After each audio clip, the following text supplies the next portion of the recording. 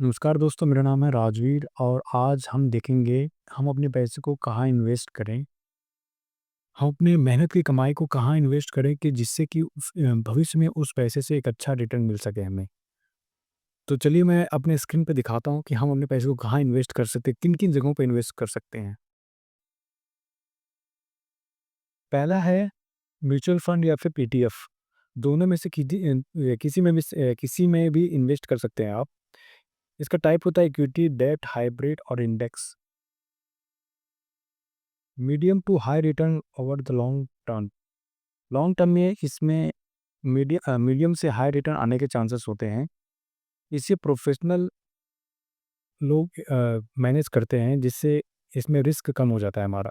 आप इसमें एसआईपी कर सकते हैं, जिससे क्या होगा, एक डाइवर्सिफाइड, अगर आप म्यूचुअल फंड या एटीएफ यूज़ करते हैं तो आपका पोर्टफोलियो डाइवर्सिफाइड रहेगा।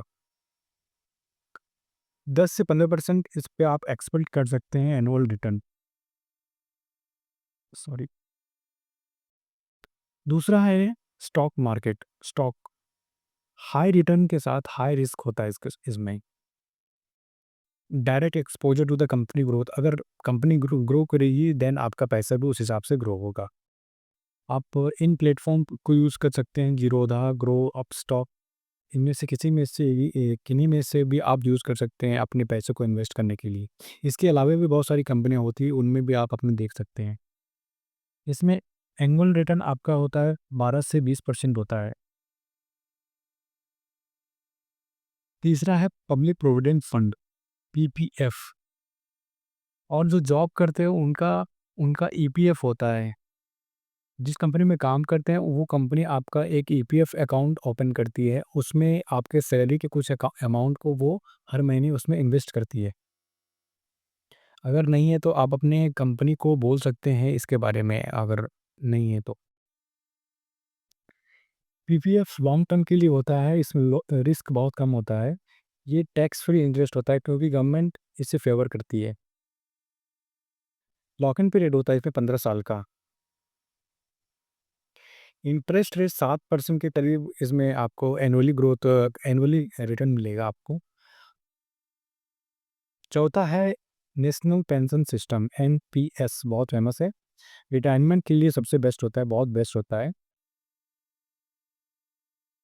ये मार्केट से लिंक होता है, टैक्स में बेनिफिट मिलता है हमें। और इसका एनुअल इंटरेस्ट रेट जो मिलता है 8 से 10% मिलेगा आपको। लॉन्ग लॉन्ग टर्म के लिए इसमें इन्वेस्ट करते हैं। पांचवा है रियल एस्टेट।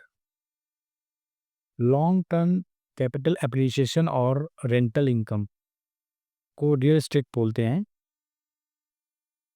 ये एक टेंजिबल एसेट है, हाई वैल्यू। इसमें रिटर्न खाने के बहुत चांसेस होते हैं। ये एक टेंजिबल एसेट, टेंजिबल का मतलब होता है कोई फिजिकल फिजिकल जैसे ज़मीन लिए या फिर घर लिए, वो एक फिजिकल एसेट है हमारा, इसलिए हम उसे टेंजिबल एसेट बोल रहे हैं। इसमें जो रिस्क होता है, लिक्विडिटी का इशू होता है, रेगुलेटरी इशू होता है।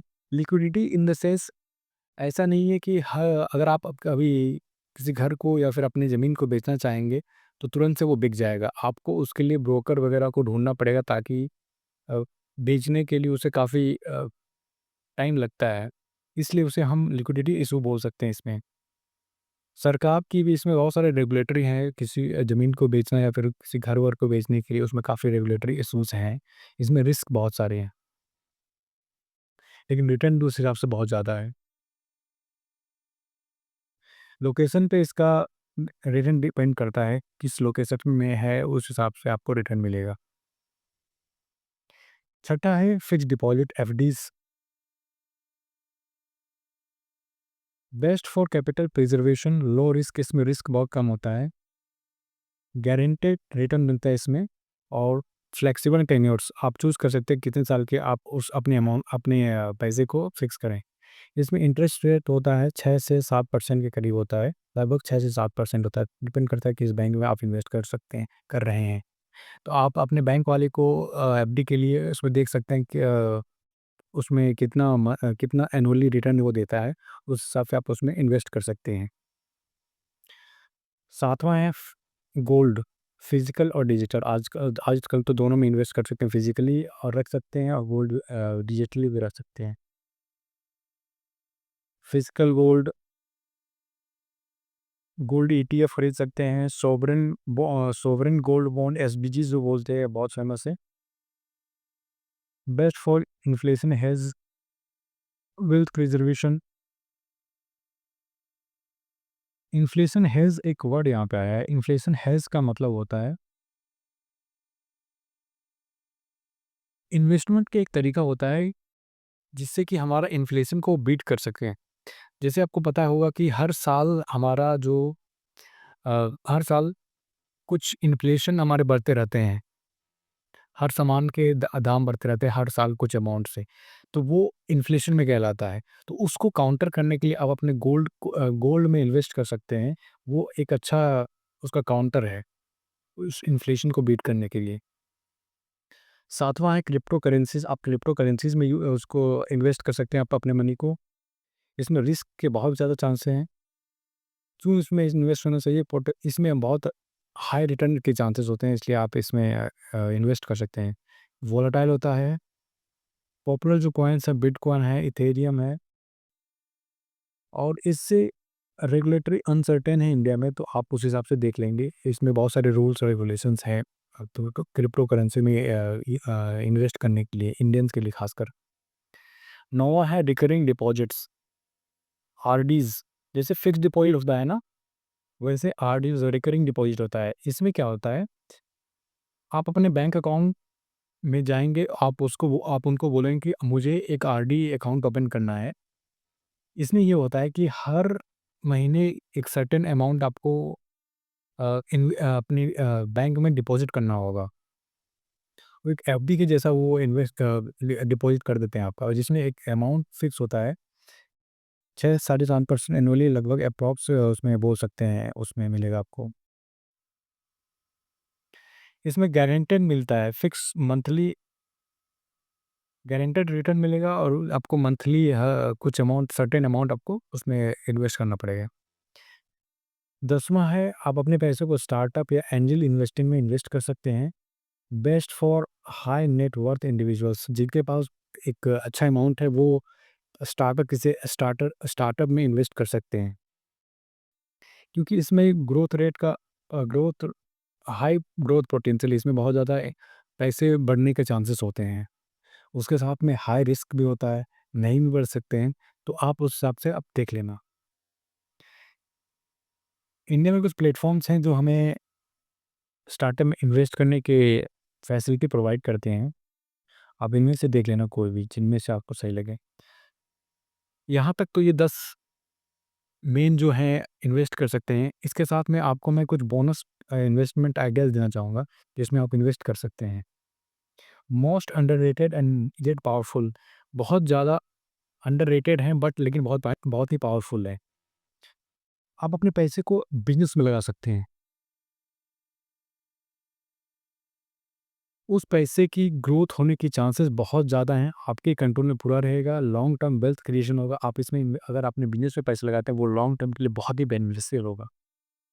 एग्ज़ाम्पल है, अगर आपको फ्रीलांसिंग हो आता है, ई-कॉमर्स आता है, कंसल्टिंग आता है, लोकल सर्विस में बोल सकते हैं कि जैसे आप कोई किराना का दुकान ओपन किए हैं या फिर कोई फैक्ट्री ओपन किए हुए हैं या फिर कोई भी व लोकल सर्विस प्रोवाइड कर सकते हैं जनता को। उस हिसाब से आपको अपना बिज़नेस देखना पड़ेगा।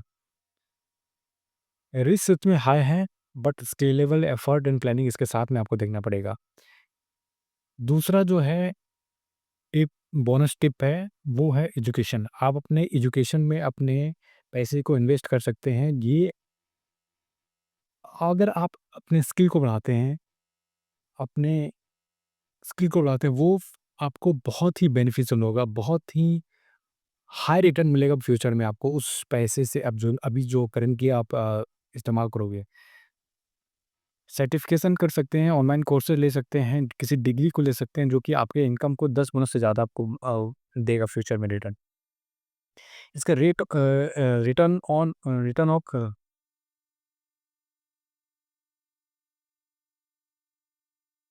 Increase employability, promotion, business opportunity etcetera. तीसरा है योर हेल्थ, अपने हेल्थ पे आप इन्वेस्ट कर सकते हैं। Y? No amount of money can replace poor health. Investing in fitness, good food, and mental well-being reduces future medical expenses, increase productivity. अगर आप हेल्थ में इन्वेस्ट करते हैं, फिटनेस, गुड फूड, आप इनमें इन्वेस्ट कीजिए, आपके आपके लिए वो अच्छा होगा। जब आप जितने अच्छे रहेंगे, उतना आप पैसा कमाएंगे, अपना आपके फ्यूचर के लिए अच्छा होगा। लॉन्ग टर्म के लिए बहुत एक अच्छा है। Focus, low stress is equal to high earning power. अपने हेल्थ पे इन्वेस्ट कीजिए, वो एक अच्छा इन्वेस्टमेंट होगा आपके आपके पैसे के लिए। इसी के साथ आपका धन्यवाद इतना वीडियो देखने के लिए।